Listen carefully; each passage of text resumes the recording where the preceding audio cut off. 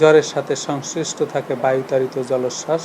ইতিমধ্যে আপনারা জেনেছেন যে আমাদের উপকূল এলাকার নিম্ন অঞ্চল প্লাবিত হয়েছে এবং আমরা অনেকগুলো দমকা বাতাস এবং ঝড় হওয়ার রেকর্ড পেয়েছি। পটুয়াখালীতে সর্বোচ্চ 72 কিলোমিটার পার ঘন্টা বেগের বাতাস আমরা পেয়েছি। পটুয়াখালীতে আমরা আজকে 89 কিলোমিটার প্রতি ঘন্টার একটি বাতাসও রেকর্ড করেছি আজকে আড়াইটের দিকে।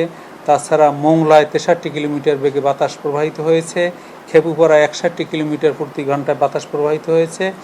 তাছাড়া খেপুপাড়াতে আজকে রাত 8:30টায় 65 কিলোমিটার গতিবেগের একটি বাতাস রেকর্ড করা হয়েছে। সুতরাং এখনও যেহেতু এই ঘূর্ণিঝড়টি উপকূল অতিক্রম অব্যাহত রেখেছে এবং তার এই কমপ্লিট জার্নি সম্পন্ন করতে আরও 5 থেকে 6 ঘন্টা সময় লাগতে পারে, সেক্ষেত্রে কোথাও কোথাও বাতাসের গতিবেগ বা দমকা বাতাস বা ঝোড়ো হাওয়া আমরা আশঙ্কা করছি যে কোনো কোনো জায়গায় 100 থেকে 120 কিলোমিটারের মধ্যে বাতাসের রেকর্ড আমরা হয়তোবা রাত 12টা থেকে ভোর রাতের মধ্যে আমরা পেতে পারি। কারণ রাইট ফরওয়ার্ডিং সেক্টরে সবসময় বাতাসের গতিবেগ বেশি থাকে। যেহেতু সে উপকূলের দিকে উপকূল ক্রস করে ক্রমান্বয়ে উত্তর দিকে সে ঢুকে পড়েছে, সেই কারণে এর ডান পাশে সবসময় বাতাসের গতিবেগ একটু বেশি থাকে।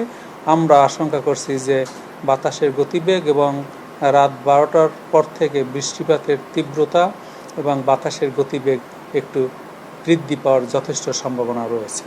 এ হলো মোটামুটি ঘূর্ণিঝড় সম্পর্কিত আমাদের সর্বশেষ পরিস্থিতি। তবে হ্যাঁ,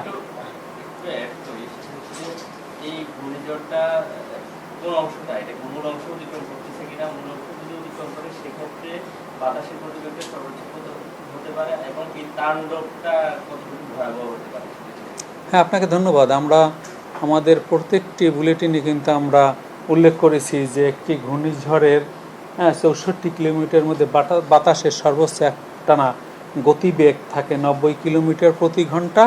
সেটি দমকা বা ঝোড়ো হাওয়া আকারে 100 থেকে 120 কিলোমিটার পর্যন্ত উন্নীত হতে পারে।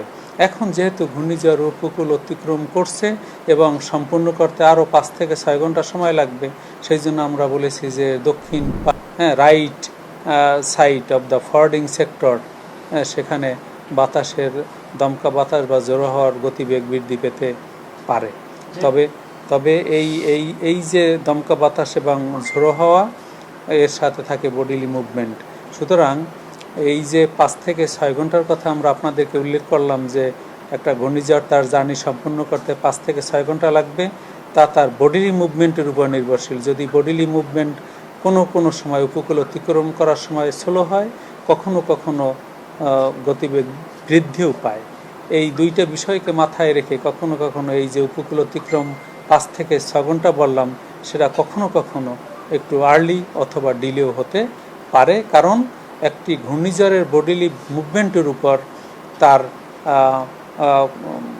কমপ্লিট ক্রসিং নির্ভরশীল। সেই কারণে আপনাদেরকে আমরা বারবার 3 ঘন্টা পর যে আপনাদেরকে স্পেশাল বুলেটিন দেই, সেই বুলেটিনে আমরা তার ব্যত্যয় যদি ঘটে আমরা সেটাকে সংযুক্ত করে আপডেট আপনাদের মাধ্যমে অবহিত করি।